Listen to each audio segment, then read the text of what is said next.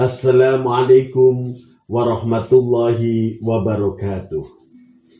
Abu Lahab, orang yang sampai meninggal dunianya memusuhi Islam, memusuhi Nabi Muhammad SAW. Sebagai orang yang meninggal dalam keadaan musyrik, maka pantaslah untuk masuk neraka karena belum pernah menyatakan iman ataupun belum pernah mengucapkan la ilaha illallah. Akan tetapi Abu Lahab setiap hari Senin mendapatkan keringanan, mendapatkan sedikit ampunan dari Allah Subhanahu wa Ta'ala. Hal itu dikarenakan Abu Lahab dulu pada saat Nabi Muhammad SAW itu hadir, Nabi Muhammad SAW itu lahir, ya, Abu Lahab merasa senang sekali. Abu Lahab merasa bahagia sekali. Sampai ketika budaknya Abu Lahab menghabarkan bahwasannya keponakannya itu telah lahir, dan keponakan itu memang orang yang sangat mulia yang akan menjadi nabi, akan menjadi khotamul anbiya, akan menjadi khotamul rasul. Abu Lahab merasa senang sekali, merasa bahagia, sampai kebahagiaannya itu diwujudkan dengan memerdekakan budaknya. Dengan pernah merasa senang saja atas kelahiran ikan Nabi Muhammad SAW, Abu Lahab mendapat keringanan di neraka. Abu Lahab mendapatkan ampunan dari Allah setiap hari Senin. Maka dari itu lebih pantas adalah kita yang sebagai umatnya kan Nabi Muhammad SAW. Kita sebagai umat yang sangat mengharapkan syafaat dari kanjeng Nabi Muhammad SAW. Kita sebagai umatnya harus merasa bangga terhadap Nabi kita. Kita harus memuliakan Nabi kita, Rasul kita. Dan kelahirannya Nabi Muhammad SAW itu merupakan fadlum minallah, dan diutusnya Nabi Muhammad SAW ke lil alamina, ya, kepada seluruh alam, itu karena apa? Rahmat dari Allah. Dan ketika kita mendapatkan anugerah dan rahmat dari Allah Subhanahu wa Ta'ala, itu pantas sekali bagi kita untuk merasa bahagia. Ketika kita mendapatkan anugerah, mendapatkan rahmat dari Allah Subhanahu wa Ta'ala, kita pantas untuk merasa bahagia. Kita pantas mengekspresikan kebahagiaan tersebut. Dan kita meyakini bahwasanya kebahagiaan itu, anugerah itu, rahmat itu adalah dari Allah Subhanahu wa Ta'ala. Dan merayakan Maulid Nabi Muhammad SAW itu bisa alhasil bi'ayyi torikin. Merayakan Maulid Nabi Muhammad SAW itu bisa hasil dengan bentuk apapun. Misalkan kita berkumpul ataupun sendirian membaca Maulid Nabi Muhammad SAW.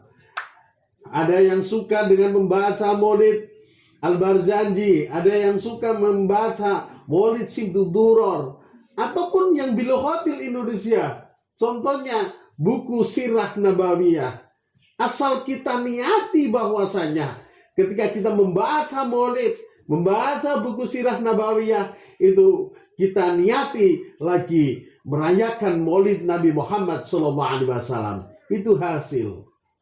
Atau ternyata kita membaca sholawat yang banyak. Ya, kita membaca sholawat, misalkan Allahumma sholli ala Sayyidina Muhammad, Allahumma sholli ala Sayyidina Muhammad, ataupun sholawat Jibril, Sallallahu ala Muhammad, Sallallahu ala Muhammad, tapi kita niati bahwasanya kita lagi Maulidun Nabi Muhammad Sallallahu Alaihi Wasallam.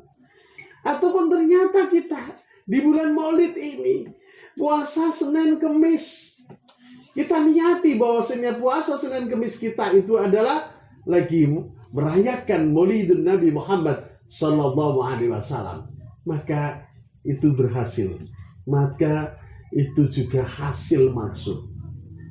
Ataupun ternyata kita cuma membagi-bagikan makanan, ya, membagi-bagikan makanan, kita niati dalam membagikan makanan kita itu adalah kita lagi merayakan Maulid Nabi Muhammad Sallallahu Alaihi Wasallam. Ataupun kita sedekah uang, kita bagi-bagikan uang, kita niati bahwasannya kita lagi Maulidun Nabi Muhammad Sallallahu Alaihi Wasallam.